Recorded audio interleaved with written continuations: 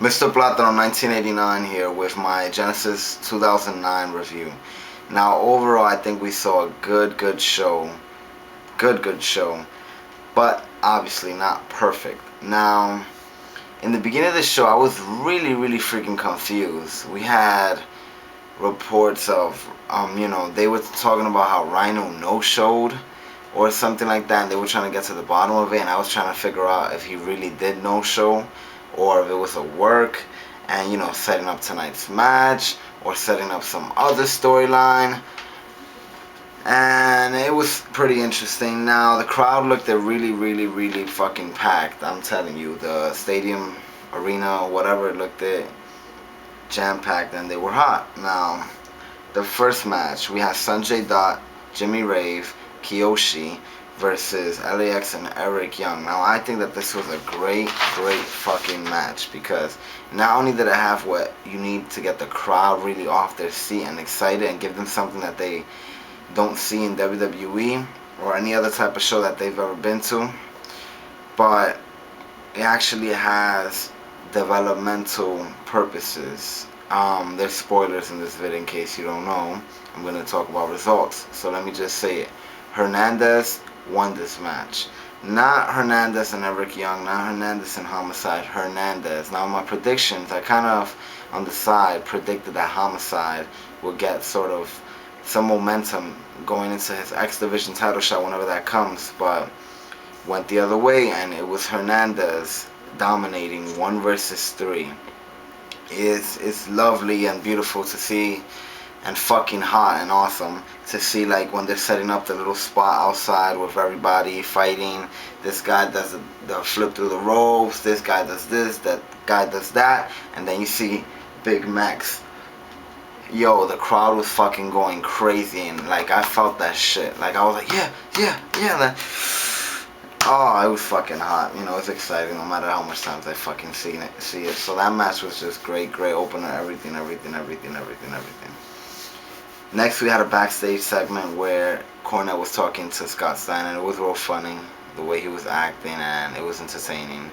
He was talking about that he doesn't know where the fuck this guy is, and he doesn't give a shit, and he doesn't care, and reminded everyone that Rhino is an alcoholic and had relapsed before.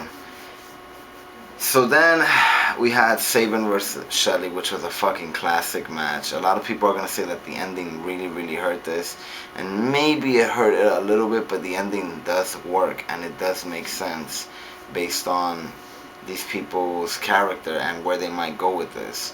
Now, I can't wait to see the following Impact to see what Sabin says about this, but it was a great fucking match. All the spots was there, the timing, the competitiveness. Oh, sorry, look, I can't even talk.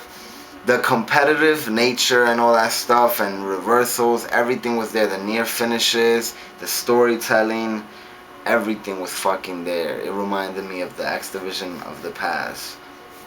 And then at the end we saw Shelly screw Sabin by playing possum and stealing the win and then celebrating, and Sabin kind of upset, which is great, and we might see another match from these two, and we might not. Either way, this match was classic because not only did it deliver with the in-ring quality and the storytelling and all that stuff, but truth is that I really never thought we might see this match, especially not this soon. I remember 2 years ago, 2007, when they first formed, like just thinking of the possibility of a match between the two, and look, we have it. So that was a great match there. Next, Cornette announces that Nash is injured, and I'm like, what the hell, yo? This is a really weird night, because we got Hemi, and they have to reschedule that. Now Nash, and they have to reschedule this, and all that. And then the first thought that comes to mind is, it a work? Is it or not? I mean, is it legit? Is it a work? So if you're thinking it's a work, you get a little bit excited because they might have something big planned for us, a big surprise.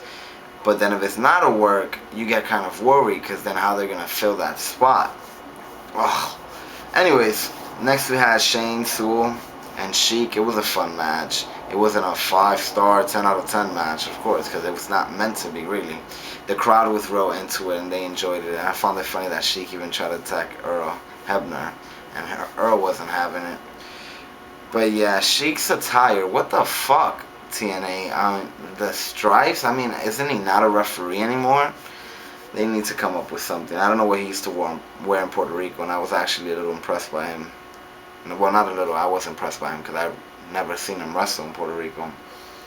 So that was a fun match. Next we had Booker T and Cornette backstage, and Booker T was talking all Ugandan whatever, and then started talking for real and grabbed Cornette, and Sewell came out of nowhere and grilled him down and stared him down, and it looked kind of like promising that we could get something, enjoyable out of that. Sewell versus Booker T in a future month, sometime in 2009. Beer Money versus Lethal Consequences and Abyss and Matt Morgan. Now, first of all, I expected a lot from this match, and I did get it. Just the results caught me by surprise. Everybody was great. I love the storytelling with Morgan fiending to get in there and getting more frustrated, and the miscommunication with Abyss. This is what I wanted. Now, that spot where these people were doing a threesome, Jacqueline, James Storm, and who was it? Robert Roode. I've actually seen that spot before in a house show in September. Now, I have footage of it. I didn't want to show it because I don't want to ruin it for TNA, because I knew that they had to use this in the future because it was that good. Here's the spot right here from that day that I recorded it.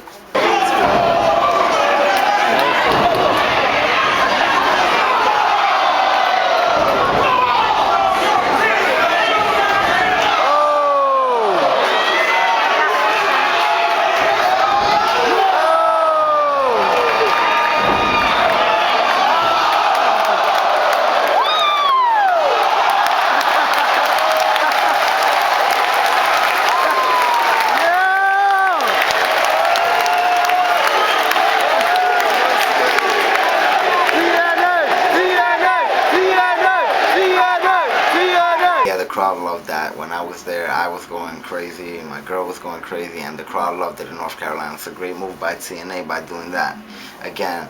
Now, yes, at the end we have Beer Money win, and then it makes you wonder, then why the fuck did they give Lethal and Consequences the title on Impact if we were just gonna have another title change at the pay-per-view? I was like, what the fuck, might as well would have just kept it on Beer Money and have a very long title reign. But this is a real cheap, quick way to be able to say that Beer Money is a two-time tag champions or whatever. I really think that TNA wants to put Beer Money in the books for, like, if TNA's still around in 20 years, that they're still in the books as a very legit tag team. So I guess this will show it. They're a two-time tag champion or whatever. But I don't know, man. That was a little weird, TNA. You could have just kept it on them. And that means, like, what you're going to have for Jay Lethal now these next few months. I thought that's where he's going to be. It just caught me by surprise, and maybe that's why I'm a little disappointed. But the match was very good overall, in my opinion. So, oh yeah, and it also lets you know that Lethal and Consequences were one-time tag champs. Now, Rhino being attacked, it got confirmed that is what happened. I like the way that it wasn't sure and you don't know if it was a work and this and blah blah blah. And then Kurt Angle flat out and said it after saying that the Panthers suck, which is good for Heat. But yeah, they attacked Rhino this morning. He didn't, agree with them and all that stuff. They beat the shit out of him. So I was like, okay, is that the cover up? What's gonna happen tonight? I was still confused, man. But hey, it is what it is. Now, before the first part ends, the knockout tag match. Yeah, they replaced it with a tag match. I was into it. I was looking forward to Awesome Kong, but reportedly she's kind of injured too. So, the knockout tag, it had like a weird pace. Maybe it's because none of these people really expected to match up tonight. But I don't know, it had a really weird pace, and it was for the number one contendership. So we have ODB go over and win, and she's the number one contender, and it looks like they're gonna give this feud some time, because at the end they had the little stare down and a little build up right there, instead of it just being a throwaway Impact match and a throwaway pay-per-view match. So if it's ODB versus Awesome Kong at Against All Odds, I'm all for it. And it's funny because that was last year's Against All Odds match too. Alright, just watch part 2 now as I talk about the triple main event.